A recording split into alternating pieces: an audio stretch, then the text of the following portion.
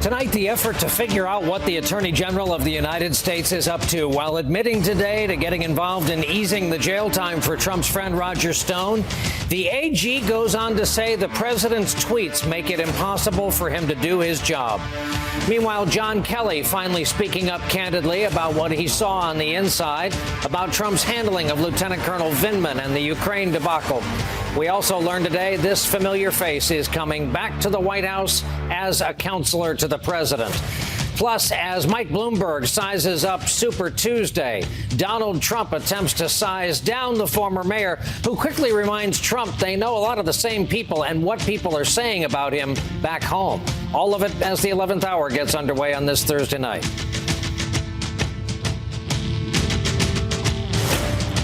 Well, good evening once again from our NBC News headquarters here in New York. Day 1120 of this Trump administration, 264 days to go until the 2020 presidential election. And tonight, in a new interview, the Attorney General Bill Barr, who has been nothing but supremely loyal to and protective of the man who appointed him to office, seems to be saying two things. Sure, he intervened in lowering the recommended prison sentence for Trump's friend Roger Stone, who is a convicted felon.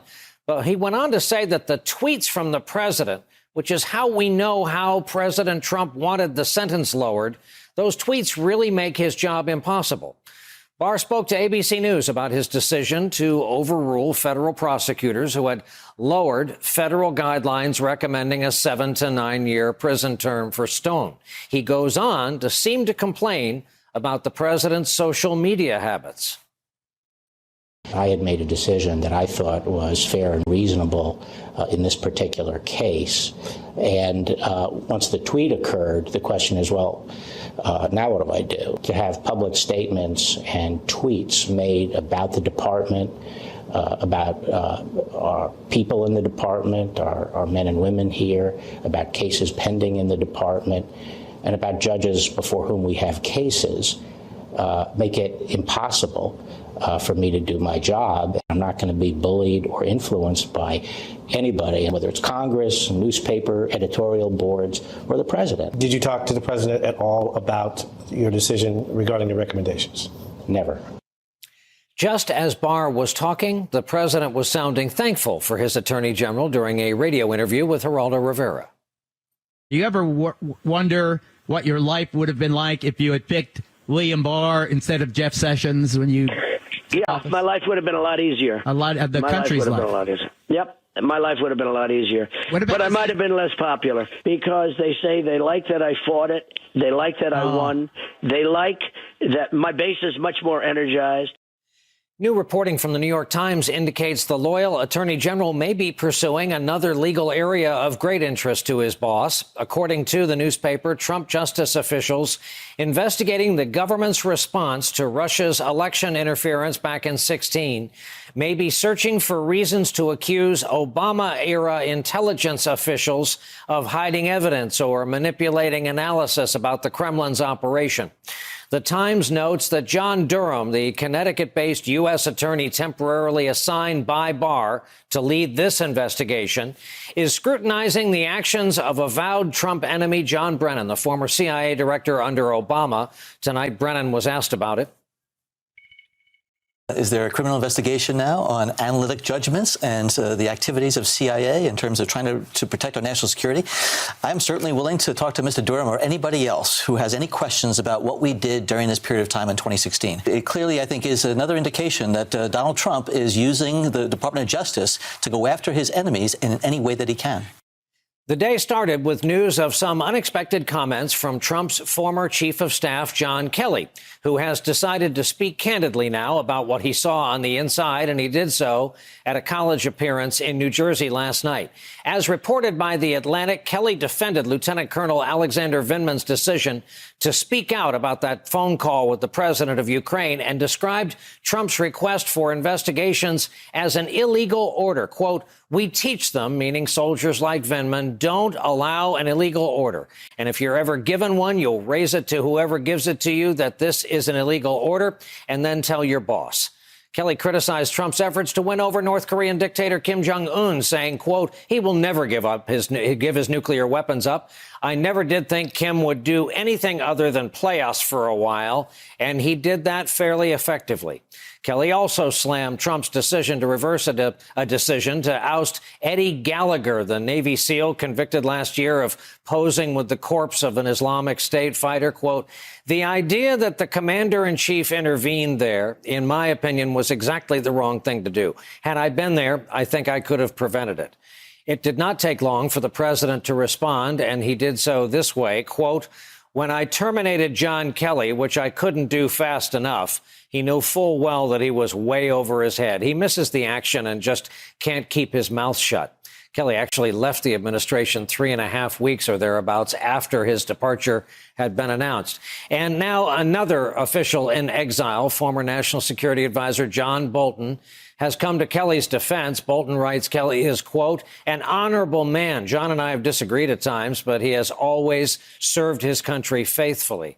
As all of this is happening, the president bringing some former White House staffers back. Former Communications Director Hope Hicks is returning with a new title, Counselor to the President. She'll be assigned to work out of Jared Kushner's wide-ranging West Wing operation. Axios today confirmed that John McEntee, President Trump's former body man, who was fired by former Chief of Staff Kelly and escorted off the White House grounds over security clearance issues, is also back. He's expected to lead the Presidential Personnel Office.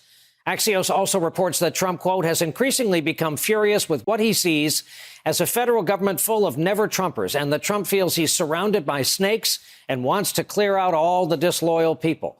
President also said he's thinking about changing the policy of having national security officials and staffers listen in on important phone calls. Well, that's what they've done over the years. When you call a foreign leader, people listen. I may end the practice entirely. I may end it entirely. And late today, Trump's current national security advisor weighed in on that. The president can have whatever phone calls he wants without other people being on the line, but I think generally the president's happy if he's got some of his aides with him. My experience is he actually enjoys having the vice president or myself or Secretary Pompeo with him. On that note, here for our leadoff discussion on a Thursday night, Peter Baker, chief White House correspondent for the New York Times. He's among the authors of the book currently in wide circulation, Impeachment and American History. Also with us, Nancy Cook, White House reporter for Politico, and Robert Costa, national political reporter for the Washington Post and moderator of Washington Week on PBS. Good evening and welcome to you all. Robert, I'd like to begin with you. If you tell people often enough, don't believe what you see, they start to take your word on it. Having established that, can you please give a pass at interpreting the Attorney General's words for us? The Attorney General for months has been frustrated with the president's tweets, but he has not articulated that publicly. The Washington Post reported deeply on that tonight. You can read it online. But based on my reporting today and conversations with White House officials, the president feels unbound at this moment. Post-acquittal, this is a new phase of the presidency. He is someone who is now bringing in not only his loyalists like Hope Hicks back into the White House, but when it comes to active court cases, criminal sentencing, he feels free to speak out. The Republican Party in lockstep with him on Capitol Hill, the Democratic Party having already gone through impeachment in the House, and he is not listening to advisors who are telling him to hold back. Peter Baker, talk about things like the desire to be on the phone alone when talking to foreign leaders, things like the desire to purge the payroll of all but those known to be loyal. Yeah, look, this is a president who has felt burned from the beginning by what he considers to be the Obama holdovers and career employees around him. Remember, two of his early conversations with foreign leaders, one with Mexico and one with Australia, were leaked to Robert's paper. And I think he was very, very upset about that. It took from that at the very beginning the lesson that he can't really trust anybody. So I think that that's sort of been in his head now for 3 years.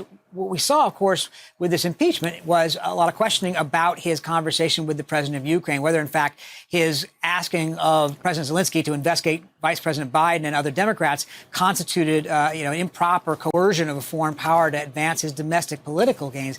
He's not going to allay suspicions if he, in fact, does follow through on this and cuts people off those phone calls. That will only, in fact, increase the suspicions. And remember, he had a conversation with Vladimir Putin. He took the notes from the interpreter. People have been wondering ever since what that conversation was like. So you're in a cycle now where he doesn't trust the people around him, and he's closing in and pushing out people who he considers to be disloyal, all of which then increases the suspicions of the people outside his circle about what's going on there. And Nancy Cook, we note some of the cast members from season 1 are coming back. Talk about that and talk about generally a White House staff in a post-impeachment and the Democrats fear a post-oversight era, as they see it. Well, I think that what we saw today was that the president brought back aides and elevated aides who he felt really close with.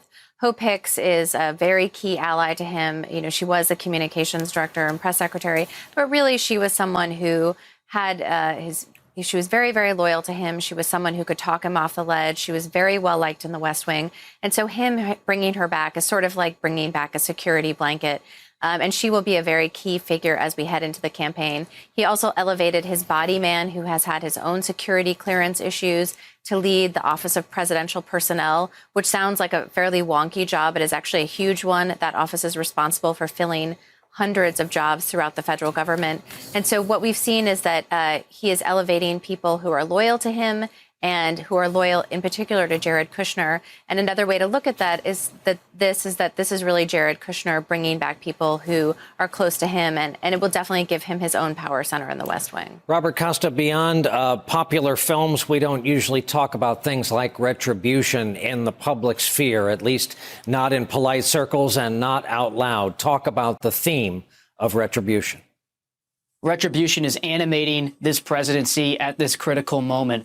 Based on my reporting, the president is not only seething publicly about past enemies, current enemies, but it's the Mueller report, the Russia investigation that continues to dominate much of his thinking. You saw him today lashing out about why the Department of Justice has not prosecuted figures from that investigation, including former FBI Director James Comey. He's also growing frustrated with Attorney General Barr. So much of the narrative among some of the president's critics is that Barr is compliant with the president in their view. But you also see the president becoming a little bit more isolated from his attorney general. In this sense, he wants that Durham report, John Durham investigating the CIA and others, to come out so he can weaponize whatever the DOJ finds. That report has not come out promptly. It has frustrated the president and created a bit of tension between a seemingly loyal attorney general in Bill Barr and President Trump.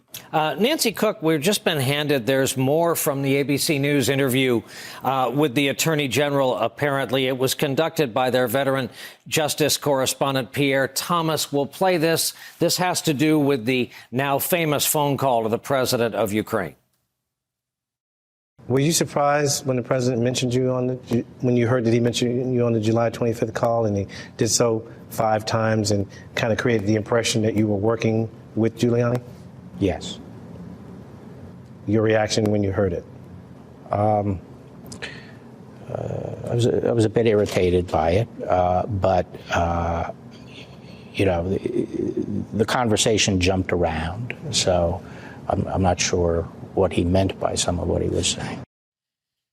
Nancy, I don't mean to call for opinion, but I'll repeat, when you're told often enough not to believe what you see, and then something comes along that challenges that, it makes you hesitate. What do you think is going on here with the attorney general and the president? Well, I think that there has been tension for a while, and Politico reported tonight that there has been tension between Barr and Trump. And I think that what Barr was trying to do with this interview was speak to the president through his favorite medium, television, and try to tell him, you know, back off. Let's give the Justice Department, give the optics of independence. Please don't do this. Please don't tweet. And I know that they've had those conversations before, but I think that it's interesting that Barr chose to so publicly break from the president on TV. It's almost like he's trying to send Trump a message. Peter Baker, talk about the kind of palpable sense of helplessness on the political left. On the subject, we've talked about retribution. Let's talk about recourse. What do the Vindmans do? What do the 4 feds on the inside of DOJ, who did as much as they could? As our guest reported last night, they can't hold a press conference. What they could do was kind of shout from inside the institution in the form of withdrawing from this case. When structures of the government are under attack from inside the government, who to see about that? Who's going to report stuff in the future?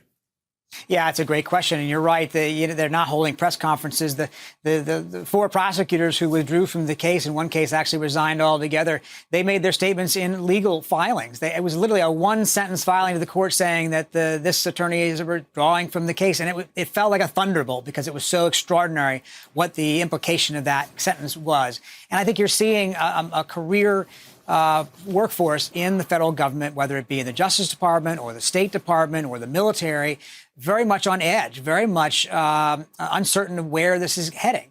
They have been told by the President of the United States that they are part of a cabal. They're part of a deep state enemy.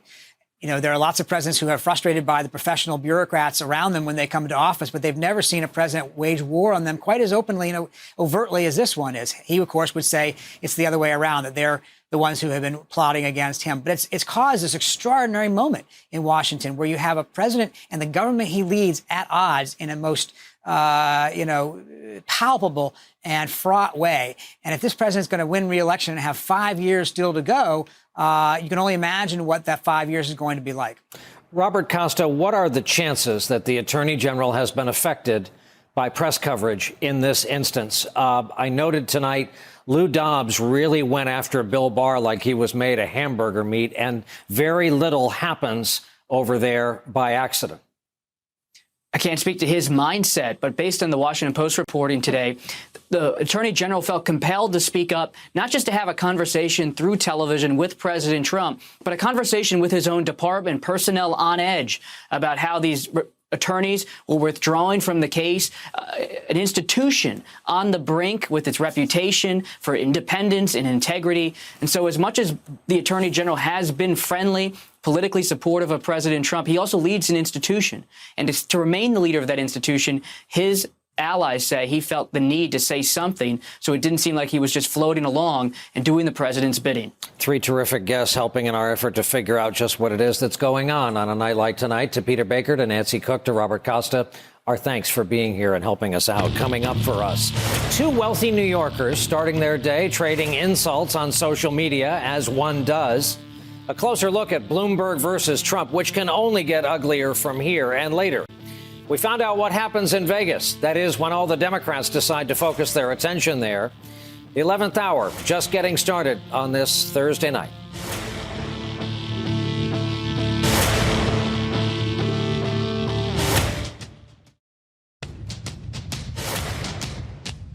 Somebody said, that he's taller than me, calls me Little Mike. And the answer is, Donald, where I come from, we measure your height from your neck up.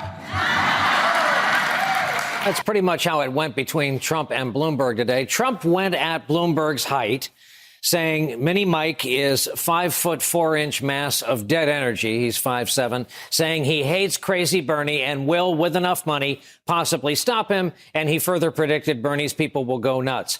Now, Bloomberg, for his part, said this: "We know many of the same people in New York.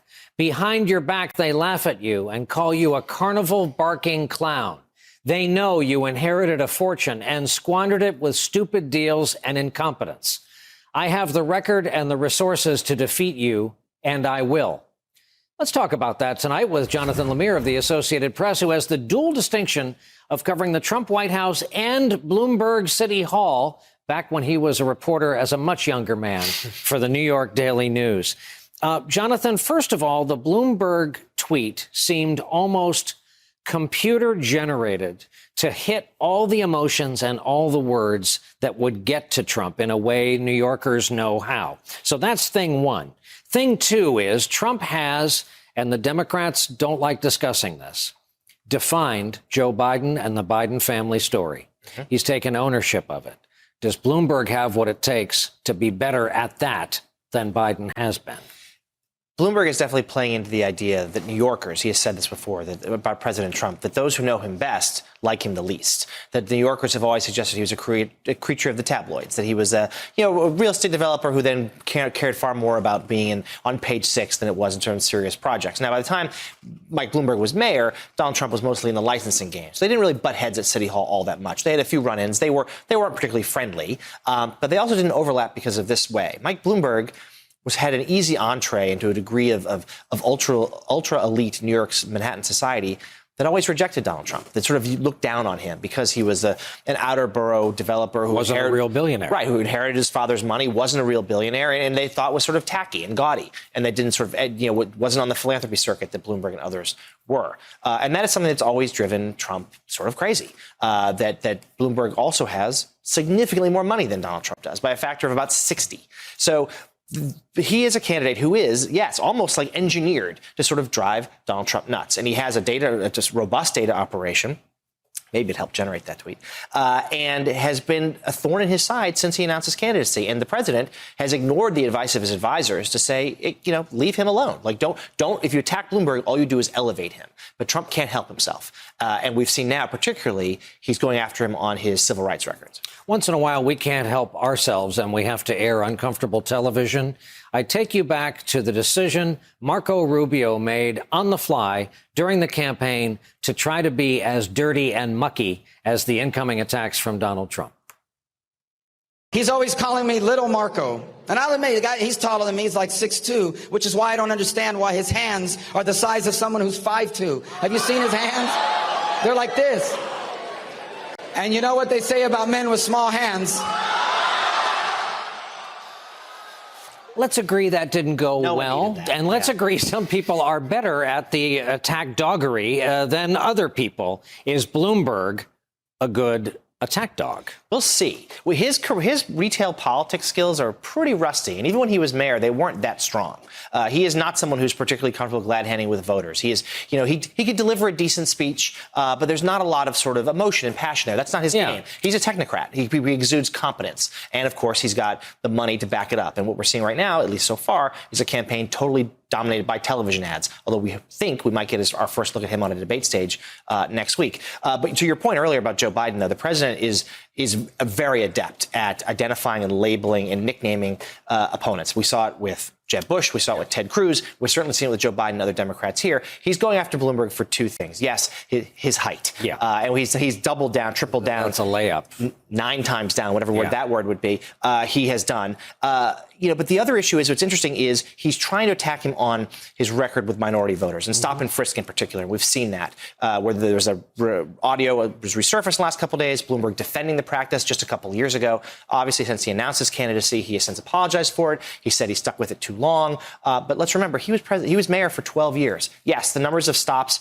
declined by the end of it, but for the vast majority of his mayoralty, he was a firm believer in it, and he's defended it since leaving office. The president is pointing that out, trying to score some points. Now, let's point out, Donald Trump also believes in stop and frisk. So he's attacking Bloomberg here on the hypocrisy. That's what he's trying to do, as his campaign makes an unlikely play for black voters. We saw the Super Bowl ad was about criminal justice reform. They believe, people around him, particularly Jared Kushner, think there's an opportunity here to win over some black voters, or at the very least, try to minimize the differences between the Republicans and the Democrats for black voters, point to the good economy, and maybe depress African-American turnout, which could be the difference in some of these Midwest states where the margins are going to be really slim next November. A byline for our viewers to look for. Jonathan Lemire, Associated Press. Our thanks, as always. Coming up, the Nevada caucus is 9 days away. The stakes are high, as they like to say out there. We'll have a live report from Las Vegas, where a number of the candidates are tonight, when we come back.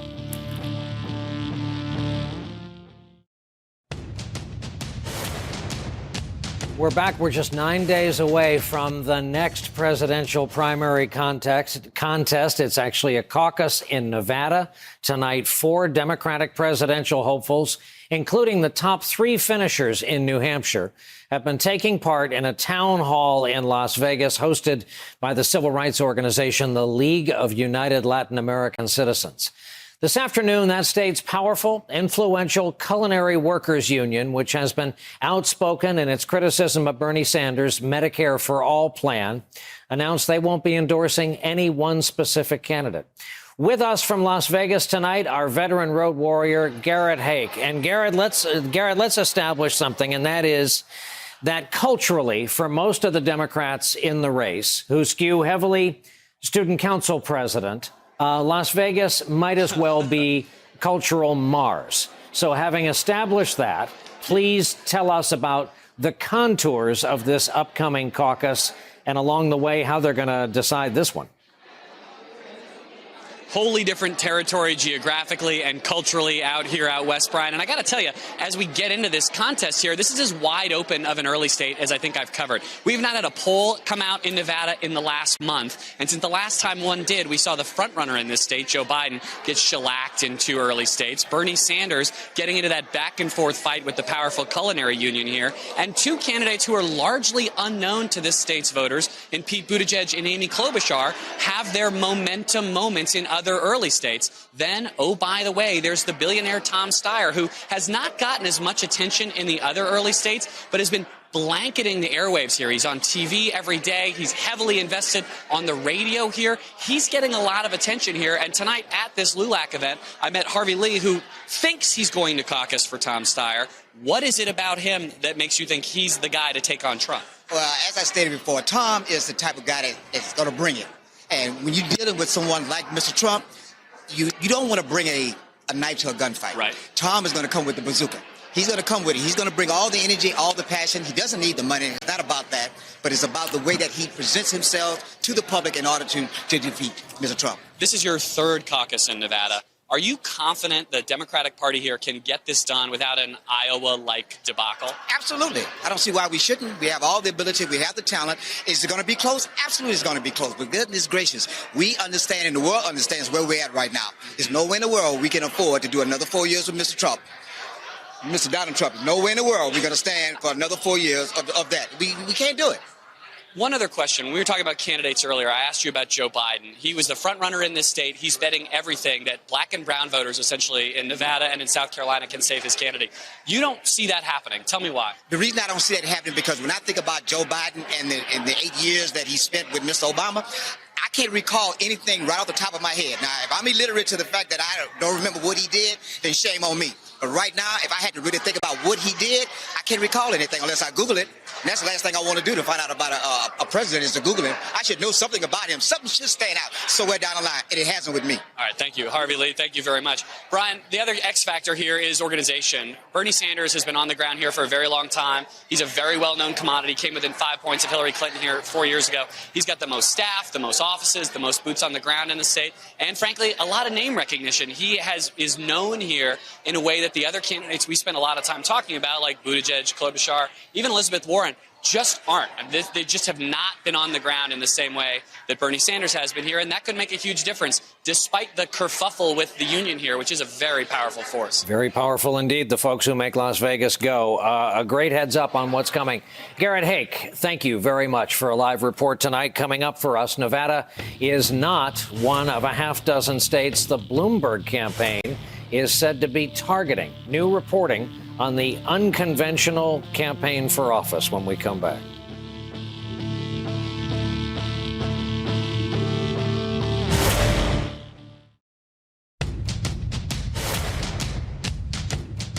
I don't know that you can see very many presidential candidates here in Winston-Salem. They're spending all their time in South Carolina, but I think the voters in North Carolina deserve just as much attention. You've all heard the slogan, Mike will get it done, and if you haven't, I've been spending an awful lot of money to get it out. Some self-awareness there. Michael Bloomberg campaigning in the Super Tuesday states of North Carolina and Texas today. Politico reporting his campaign is zeroing in on 6 states mostly where they believe they have the best shot, along with North Carolina and Texas. They include other delegate-rich states, as we like to say, like Florida and California. With us to discuss the campaign, 2 more exhausted journalists, Alexi McCammon, political reporter for Axios, covering the 2020 campaign, and Stephanie Ruhle, veteran of the investment banking world and host of the 9 a.m. hour here on MSNBC. We should also point out she happens to be the NBC News senior business correspondent.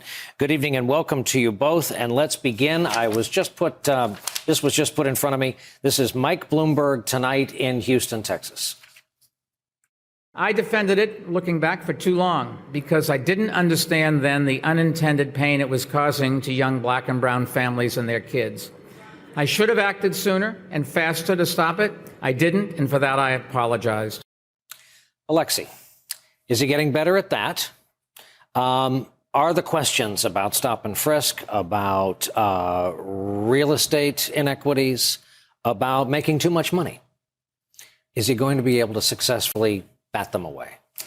I mean, I guess it remains to be seen. Polling shows that he's increasingly rising in the polls in spite of these problems coming up. But the one interesting thing, obviously the main pushback to his apology about stop and frisk is, well, he did it right before he launched his presidential campaign. So that suggests to a lot of folks that I've talked with that that was his motivating factor. He was running for president. He knew that would be a liability, and that's why he apologized. In the clip you just played, he says that he didn't realize the effects it was having on black and brown communities.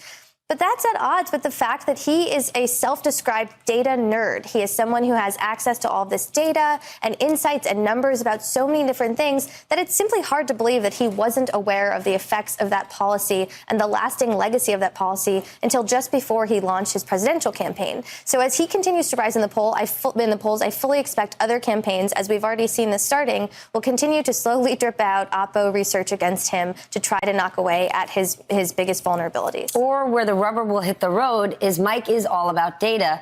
What could be missing here is humanity, and that's what he's going to have to deliver. It's not just about the numbers. The numbers could say, if this number spits out, do X. Well, people are going to vote based on how and why they feel a certain way, and that's going to be somewhat of a roadblock. I mean, I wouldn't be surprised if an upcoming slogan is, Mike Bloomberg, he fails at purity tests. He wins at everything else. We are going to see a drip, drip, drip of things Mike has said or done that are somewhat offensive, and he's most likely going to say, but by comparison, look at all of the great things that I've done. It wasn't a surprise that he apologized tonight. That was an event he hosted specifically Mike Bloomberg for Black America. If he wasn't going to apologize there, then where was he going to? And I was going to ask you about the accoutrements of this race and everything else that money can buy. A web operation that everyone says is state of the art.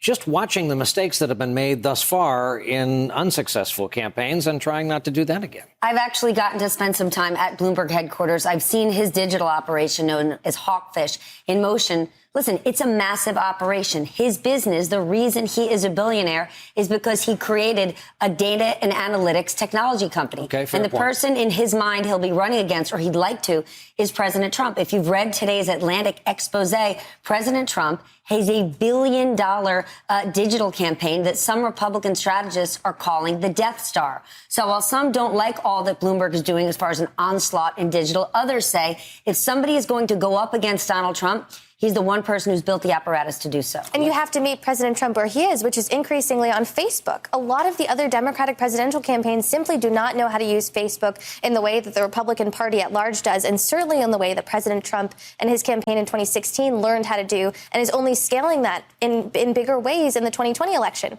Bloomberg has the money, the resources, and the team, as Stephanie was just talking about with Hawkfish, to compete toe-to-toe with President Trump online. And that's a big part of this next election. I was also going to ask you, do you think Democrats take him at his word that if he washes out, if he's out of this thing, he'll go on spending like a drunken sailor on behalf of Democratic causes and candidates? The conversations I've had with various Democrats, campaigns and otherwise, suggest that they do believe him. I mean, I've talked with people on his staff who are being paid through the end of the election. So that suggests as much. And I know that you have too. Brian, his foundation spent $7 billion last year. And his number one goal in life right now is to defeat President Trump. Yeah. There's no reason to think why he wouldn't. And his message is not even necessarily, I am the best person to beat Donald Trump. It's this infrastructure that I'm building around me that is best positioned to beat Donald Trump. Lightning Will round Bernie when we come Sanders back. accept it? You guys are just too much information. Lightning round when we come back. Both of our guests thankfully have agreed to stay with us. Coming up, what James Carville had to say about being called a political hack by Bernie Sanders when we come back. So you want to be president? I've watched many candidates run for their party's nomination, but only a few knew how to get it. I am paid for this microphone. My podcast is about what it takes to get the nomination. 6 episodes, 6 timeless themes that separate the few winners from the many losers. The hope still lives, and the dream shall never die. So You Want to Be President with Chris Matthews, an MSNBC podcast. Search now wherever you're listening and subscribe. Episode 4 available now. So you want to be president? I've watched many candidates run for their party's nomination, but only a few knew how to get it. I feel your pain. My podcast is about what it takes to get the nomination. 6 episodes, 6 timeless themes that separate the few winners from the many losers. This campaign was and will remain the great honor of my life. So You Want to Be President with Chris Matthews, an MSNBC podcast. Search now wherever you're listening and subscribe. Episode 4 available now. Some people in this country want a revolution. They want disruption. I don't know what, they scream at people. They go and bully people. And I don't know how you win an election. I'm 78 years old, stand up screaming in a microphone about the revolution. Look, James, in all due respect, is a political hack who said very terrible things when he was working for Clinton. against Barack Obama. So Carville was called by Peter Hamby of Vanity Fair, and here's what Carville had to say about Bernie. Quote, Bernie called me a political hack. That's exactly who the F I am. I am a political hack. I am not an ideologue. I'm not a purist. He thinks it's a pejorative. I kind of like it. At least I'm not a communist. Meow. Back for round two, Alexei McCammon and Stephanie Ruhle. Stephanie, I'm going to show you something we don't emphasize a lot because we have 50 state elections and not a national election. Here's a national poll coming up. Sanders, 29, falls off a cliff to Biden. Bloomberg, an amazing 18, third place. Buttigieg, Warren, Klobuchar. Is this about where you put the race right now? Brian, there are no early states for Democrats that are winner take all.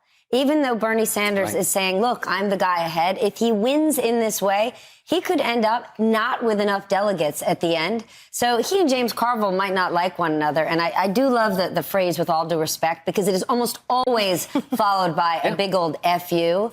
But James Carville isn't necessarily wrong. And the alarm bells that he's ringing are to Democrats. Yes, they go against one another during a primary. But if you don't get to a realistic place where the majority of Democrats are, not the Twitter Democrats, the majority of Democrats, and James Carville is breaking down the Democrats of those, the demographics, you've got to pay attention. And he's not necessarily wrong when you look at those numbers. Bernie Sanders has been running for 5 years. Tony Soprano famously complained to his consigliere, Silvio, who would always preface things by saying, due respect. And Tony finally had it one day and said, I'd love to know what this means, all due respect. I digress. Always goes with the Jersey reference. We've established that Alexis young and has her whole life ahead of her. And we talked about her travel schedule in the break. You mentioned South Carolina. Joe Biden has been, we use the phrase firewall so often it's become a cliche. What if it isn't? What if Biden can't get there in South Carolina? How does the race change by that night? I fully expect that Joe Biden would drop out of the race if he does not do well in South Carolina. And that's based on various conversations I've had, but also just the fact that you mentioned his team has called South Carolina and black voters in South Carolina his so-called firewall that he's relying on to propel himself, or at least maintain this national frontrunner status that he's enjoyed so far. If he doesn't pull off a double-digit margin of victory in South Carolina, there is no chance that he will continue farther than South Carolina. And you know that because he is in South Carolina. He's not in California like Bernie Sanders' team has been, Virginia like Elizabeth Warren is today, North Carolina, Pete Buttigieg is there. These Super Tuesday states, you see the other Democratic candidates in the field focusing past Nevada, past South Carolina on Super Tuesday states. That is in part because they know that they're not going to perform very well in Nevada and South Carolina. But if Joe Biden's betting it all in South Carolina and he doesn't do well there, I really don't see a path forward for him into Super Tuesday. He doesn't have the money. Also, Klobuchar had such a good night in New Hampshire, there was kind of a scramble the next day. OK, where do we need to be if we're going to be playing at this level? Well, I know that her team announced that they were putting out ads in Nevada the next day, but ads are not going to make you finish in the top 3 in Nevada.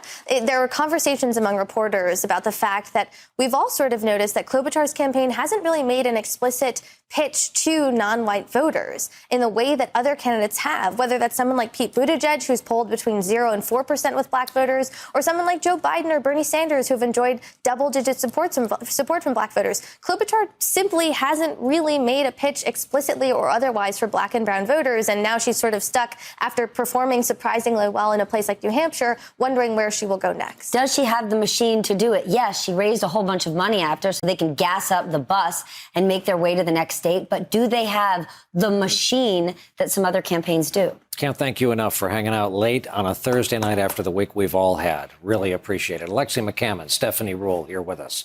Coming up, here's a hint about how we intend to change the subject just for a moment.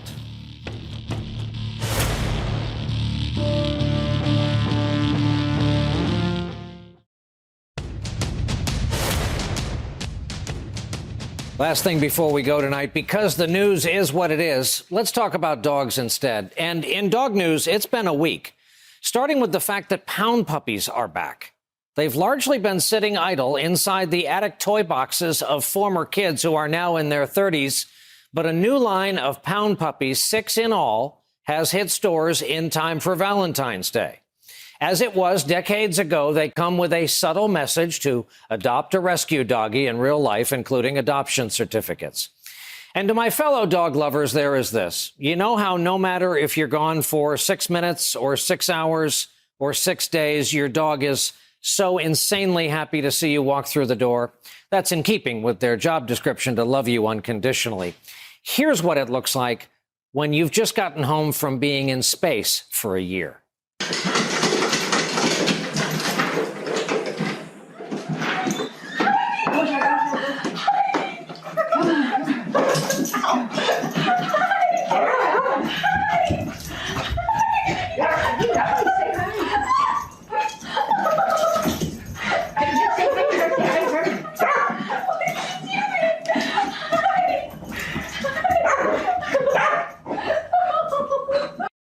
That is astronaut Christina Koch returning home from space. This was her landing in Kazakhstan. Her doggie obviously over the moon. And there is the snubbing of Daniel, the golden retriever, at the Westminster Dog Show, which we report without comment was won by Siba, the standard poodle. Now to Daniel. Daniel won his sporting category. Look at those looks. At Madison Square Garden, the arena was electric when a golden retriever finally made it into the final round. But no, I guess Daniel wasn't cute enough with his first place sporting class ribbon. I guess it wasn't cute enough when Daniel hugged his handler. I guess not. Well, enjoy first place, Siba, but those footsteps you hear belong to a golden retriever. That is our broadcast for this Thursday night. Thank you so much for being here with us. Good night from our... Hey guys, Willie Geist here. This week on the Sunday Sit Down podcast, I get together with Golden Globe winning actor Ewan McGregor to talk about a prolific career that includes his latest role in the superhero film Birds of Prey. Get that conversation now for free wherever you download your podcasts.